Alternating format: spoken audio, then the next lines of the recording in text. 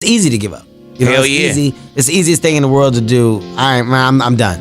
I ain't going. Oh yeah. I ain't gonna keep going. Yeah, I don't feel like going to work. I'm done. Yeah, man. It's easy. It's very easy. But what's hard is going, yo, yesterday I got nothing from working as hard as I could. Nothing happened from that. I'm gonna do the same thing again today, but I'm gonna try to go harder. That's the hardest thing in the world. To get up every day and give 100% and be in the same position that you were each day, but mentally know that you're trying and trying and trying. That's a real grind. We don't want to suffer. We don't want to feel discomfort. So the whole time we're living our lives in a very comfortable area. There's no growth in that. So for me, I realized that the reason I became 297 pounds is because that was comfortable. What was very uncomfortable was running. What was very uncomfortable was being on a diet. What was very uncomfortable was trying to face things that I didn't want to face. And I also realized when I was really big, I had no growth. Why? Because I was living comfortable. So I realized for me to find growth, I had to face all these different things that made me very, very uncomfortable. One thing I faced was running. I absolutely hated running. But I knew for me to grow, I had to do this thing every single day. I wanted to start callousing my mind. I wanted to start becoming a better person. And how you become a better person, how you gain mental toughness, how you become the person you want to be, is constantly facing the things that you don't want to face. If you constantly run away from things that you don't want to face, how is there growth? How is there mental toughness? I can give you a class all day long about self-talk, visualization, eat an elephant one bite at a time. But if you're never putting yourself in a situation to actually practice these things, you're never going to grow. I can't put you out there we're all going through a battle in our mind.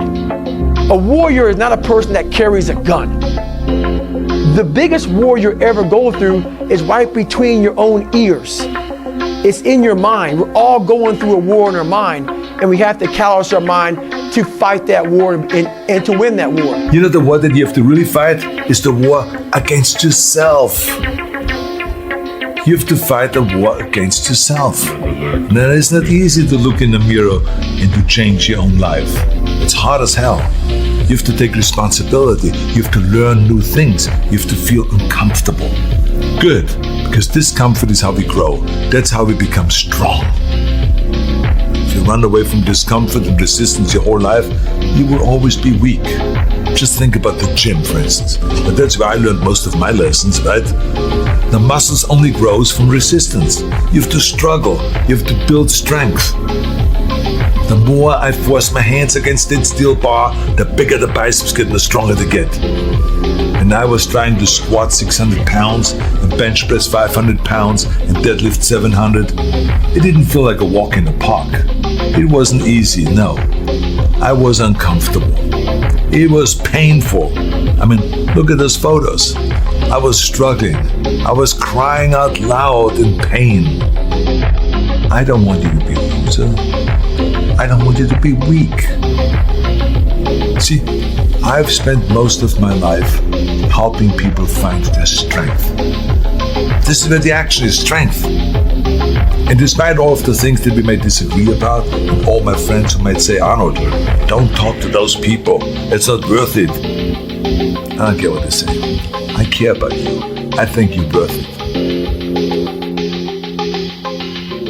Sometimes you need to get knocked down before you can really figure out what your fight is and how you need to fight it. Sometimes you need to feel the pain and sting of defeat to activate the real passion and purpose that God predestined inside of you.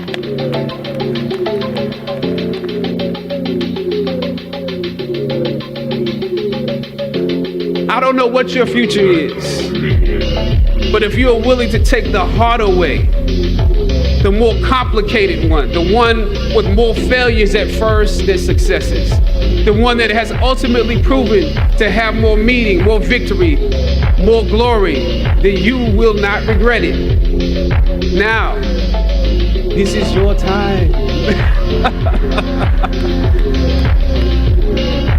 The younger generation quits Not everybody.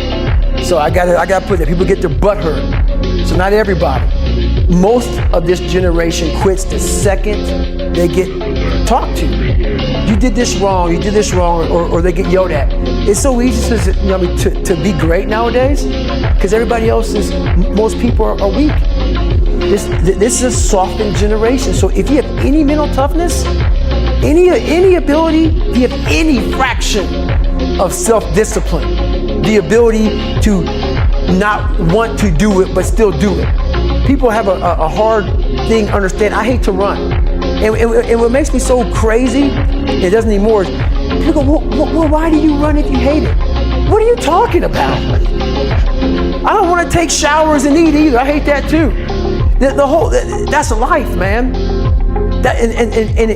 It wasn't until I changed that mentality that I became somebody. I hated going to school, so guess what? I was dumb as shit. That's what 1 + 1 is 2.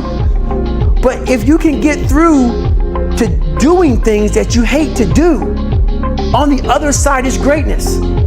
That's what people don't understand. By me running, I am callousing my mind. I'm not training for a race. I'm training for life.